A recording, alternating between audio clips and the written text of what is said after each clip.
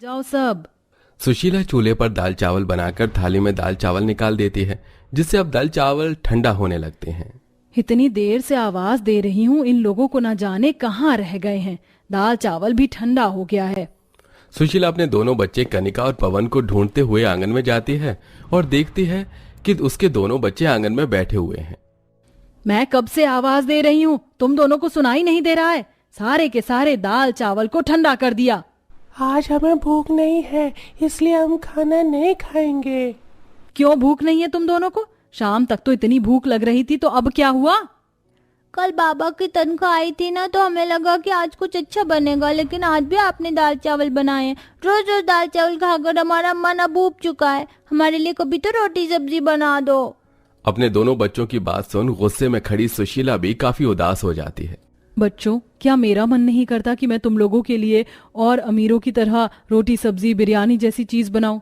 मेरा भी अब रोज रोज दाल चावल बनाकर और खाकर थक चुकी हूँ। तुम्हारे बाबा की तनख्वाह तो आई थी, लेकिन जितनी तनख्वाह वो लाए थे वह सब तुम्हारे स्कूल की फीस और घर के किराए में ही खत्म हो गई। अपनी माँ की बात सुन दोनों बच्चे सुशीला से कुछ नहीं कहते और चुपचाप जाकर अपनी माँ के बने हुए दाल चावल को खाने लगते हैं। गरीबी के चलते इस पूरे परिवार को हर रोज दाल चावल खाते हुए न जाने कितना समय गुजर चुका था। हर रोज दाल चावल खा खा कर सबका दाल चावल से मन उब चुका कर आई हूँ। आंटी, ये थोड़ा बहुत नहीं बल्कि बहुत ज्यादा है, और इसमें तो मेरी मनपसंद चॉकलेट भी है।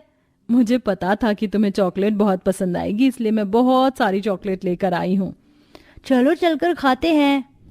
माधवी सुशीला के दोनों बच्चों को खाने पीने की लाई हुई चीजें दे देती है और अब दोनों बच्चे बैठकर पेट भरकर पहली बार इतनी अच्छी अच्छी खाने पीने की चीजें खाते हैं। देखो, मेरी एक टॉय की फैक्ट्री है जिसमें बच्चों के लिए कई तरह के टॉय बनाए जाते हैं। मेरी फैक्ट्री में सुपरवाइजर की पोस्ट खाली है, इसलिए मैं चाहती हूँ कि आप मेरी फैक्ट्री में सुपरवाइजर के तौर पर काम करें। इससे आपके परिवार का भी अच्छे से खर्चा निकल जाएगा और आप लोगों को कभी किसी चीज के लिए तरसना भी नहीं पड़ेगा। सुपरवाइजर की बात सुन सुशीला की आंखों से आंसू निकलने लगते हैं, जिसे देख माधवी, अरे आप रो क्यों रही हैं? मैंने कुछ गलत कहा क्या? नहीं मैडम जी, मैं तो ये सोच रही थी कि भगवान भी न जाने किस किस रूप में आकर हमारी मदद करते हैं। जो तुमने मेरे साथ किया है उसके सामने तो ये कुछ भी नहीं है। अगर आपको कभी भी किसी चीज के लिए मदद की जरूरत हो तो मुझे जरूर बताइएगा। इतना कहकर माधवी वहां से चली जाती है, जिसके बाद अब पूरा परिवार बैठकर पेट भरकर अच्छी अच्छी चीज खाता है। और अब सुशीला अगले दिन से ही माधवी की फैक्ट्री में काम करना शुरू कर देती है, जिससे वो अपने परिवार का भी अच्छे से खर्च चलाती है। और हर रोज सुशीला का परिवार दाल चावल के अलावा रोटी सब्जी और कभी कभी काफी अच्छे पकवान भी खाता है।